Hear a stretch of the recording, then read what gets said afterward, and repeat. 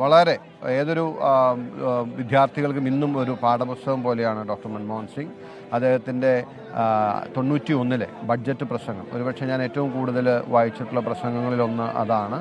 India അതിൻ്റെ ഏറ്റവും പ്രയാസമേറിയ കാലഘട്ടത്തിലൂടെ നടക്കുമ്പോൾ ഇന്ത്യ സാമ്പത്തികമായി തകർന്ന് തരിപ്പണമാകുമെന്ന് ലോകം മുഴുവൻ പ്രവചിച്ചപ്പോൾ ഈ രാജ്യത്തെ കരകയറ്റാൻ വേണ്ടി നമ്മൾ കൊണ്ടുവന്ന നേതാവായിരുന്നു. അന്ന് അദ്ദേഹത്തിൻ്റെ പ്രസംഗം പാർലമെൻറ്റിൽ അവസാനിക്കുമ്പോൾ ഈവൻ അദ്ദേഹത്തോടൊപ്പം ട്രഷറി ബെഞ്ചിലുണ്ടായിരുന്നവർ പോലും ഇങ്ങനെയൊരു കാര്യം പ്രതീക്ഷിച്ചിട്ടുണ്ടാവില്ല. അദ്ദേഹത്തിൻ്റെ ബഡ്ജറ്റ് പ്രസംഗത്തിൻ്റെ അവസാന ഘട്ടത്തിൽ അദ്ദേഹം പറഞ്ഞത് എനിക്കിന്നും ഓർമ്മയുണ്ട്. വിക്ടർ ഹ്യൂഗോയുടെ വാക്കുകൾ കടമെടുത്തുകൊണ്ട് when the time for an idea has come no power in the world can stop that idea എന്ന് പറഞ്ഞു. എന്നിട്ട് അദ്ദേഹം പറഞ്ഞു, ഇപ്പോഴിതാ ഇന്ത്യ ഒരു വൻ ശക്തിയാകണമെന്ന ആശയത്തിൻ്റെ സമയം വന്നിരിക്കുകയാണ്.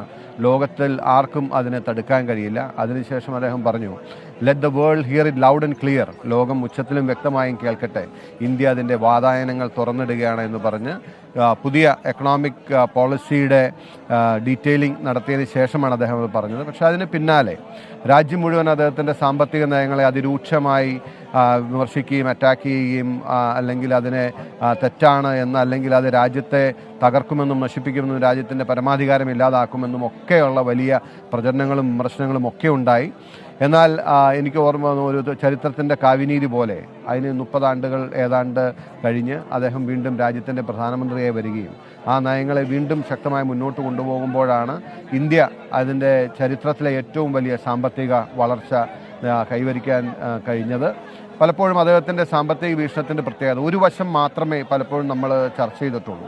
അതായത് സാമ്പത്തിക വളർച്ചയ്ക്ക് വേണ്ടി ഉദാരവൽക്കരണ സ്വകാര്യവൽക്കരണ നയങ്ങൾ നടപ്പിലാക്കി. ഞാൻ അദ്ദേഹത്തോട് നേരിട്ട് സംസാരിച്ചിട്ടുള്ളതാണ്.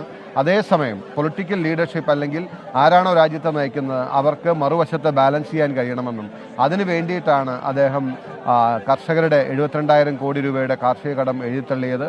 ഇന്നും രാജ്യത്തിൻ്റെ ഒരുപക്ഷെ കോവിഡിനൊക്കെ ശേഷം രാജ്യം വലിയ സാമ്പത്തികമായിട്ടുള്ള എങ്ങോട്ട് നടക്കണമെന്നറിയാതെ ദിശയില്ലാതെ നിൽക്കുമ്പോൾ രാജ്യത്തിൻ്റെ നട്ടെല്ലായി മാറിയ തൊഴിലുറപ്പ് പദ്ധതി, അതുപോലെ വിവരാവകാശ നിയമം സാധാരണക്കാരനെയും പാവപ്പെട്ടവനെയും ഒരു വശത്ത് ശാക്തീകരിക്കുകയും മറുവശത്ത് സാമ്പത്തിക വളർച്ചയും നേടുക എന്നുള്ള ഒരു ട്വിൻ പോളിസിയാണ് അദ്ദേഹം അഡോപ്റ്റ് ചെയ്തത്. തീർച്ചയായിട്ടും സംസാരിക്കുകയായിരുന്നു ഡൽഹിയിൽ AICC ആസ്ഥാനത്ത്. ഡൽഹിയിൽ പൊതുദർശനം നടക്കുകയാണ്. AICC ആസ്ഥാനത്ത് ഡോക്ടർ മൻമോഹൻ സിംഗിന് വിട നൽകാൻ രാജ്യം ഒരുങ്ങുകയാണ്.